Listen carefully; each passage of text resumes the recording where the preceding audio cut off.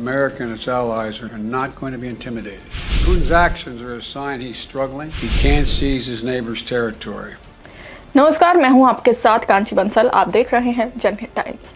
रूस और यूक्रेन के युद्ध को महीनों हो चले हैं, लेकिन अब ऐसे कयास लगाए जा रहे हैं कि इस युद्ध पर विराम लगने जा रहा है। दरअसल रूस के राष्ट्रपति व्लादिमीर पुतिन ने यूक्रेन के 4 नए इलाकों को रूस में शामिल करने के दस्तावेजों पर हस्ताक्षर कर दिए हैं और मॉस्को में हुए एक समारोह में इसको लेकर भाषण भी दिया है। अगले कुछ दिनों में इन इलाकों को औपचारिक रूप से रूस में शामिल करने की प्रक्रिया भी शुरू हो जाएगी। इसी तरह साल 2014 में रूस ने यूक्रेन के क्रीमिया प्रायद्वीप को भी अपने नियंत्रण में ले लिया था। ये इलाका अभी भी रूस के नियंत्रण में ही है। पुतिन ने क्रेमलिन में जब अधिग्रहण के दस्तावेजों पर बारी बारी से हस्ताक्षर किए, तब रूस के सैन्य अधिकारी और नेता तालियां बजा रहे थे। क्रेमलिन में यूक्रेन के इलाकों को रूस में शामिल करने की घोषणा करते हुए पुतिन ने कहा कि लोगों ने अपनी पसंद जाहिर कर दी है और इन इलाकों को रूस का हिस्सा बनाना यहाँ की आबादी की इच्छा है। क्रेमलिन के सेंट जॉर्ज हॉल में इस घोषणा के साथ ही रूस ने आधिकारिक रूप से यूक्रेन के 4 इलाकों को अपने साथ मिला लिया है। आपको यह भी बता दें कि रूस ने जिस जनमत संग्रह के तहत इन इलाकों को अपने अधिकार में लिया है, उसे संयुक्त राष्ट्र और अंतर्राष्ट्रीय जगत के अधिकतर देशों ने अवैध माना है। उन्होंने यूक्रेन से कहा है कि वो अपना सैन्य अभियान रोक दे और रूस से बातचीत शुरू कर दे। पुतिन ने यह भी कहा कि अधिकार में लिए गए नए इलाकों को लेकर कोई बातचीत नहीं होगी। वहीं यूक्रेन ने कहा कि वे अपने इलाकों को मुक्त कराने के लिए संघर्ष करता रहेगा।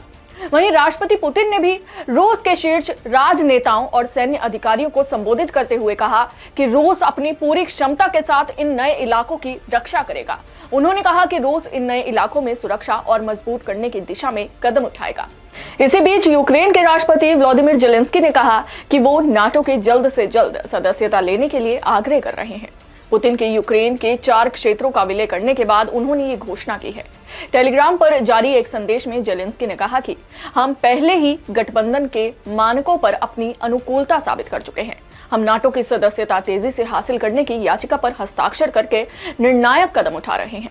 आपको बता दें, जेलेंस्की के बयान का वीडियो भी यूक्रेन ने सोशल मीडिया पर जारी किया है। फरवरी में जब रूस ने अपनी सेना यूक्रेन के अंदर भेजी थी, तब उससे पहले रूस ने ये मांग की थी कि कानूनी रूप से यूक्रेन के नाटो में शामिल होने पर रोक का प्रावधान होना चाहिए।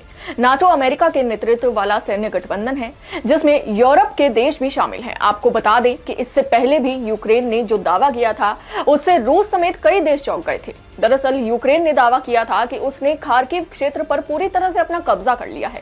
रूसी राष्ट्रपति व्लादिमीर पुतिन की ओर से सैन्य आक्रमण की घोषणा के पहले दिन ही रूस ने इसे अपने कंट्रोल में कर लिया था। यूक्रेन की सेना की ओर से हाल ही में एक वीडियो भी जारी किया गया था, जिसमें उन्होंने दावा किया था कि यूक्रेनी रूसी सीमा से 20 किलोमीटर से भी कम की दूरी पर वोवचास्क को आजाद करवा लिया गया है। एक रिपोर्ट के अनुसार 6 महीने तक रूसी कब्जे वाले इन क्षेत्रों पर नियंत्रण हासिल करने के बाद यूक्रेनी सैनिकों ने कस्बों और गांवों पर झंडे लहरा दिए थे।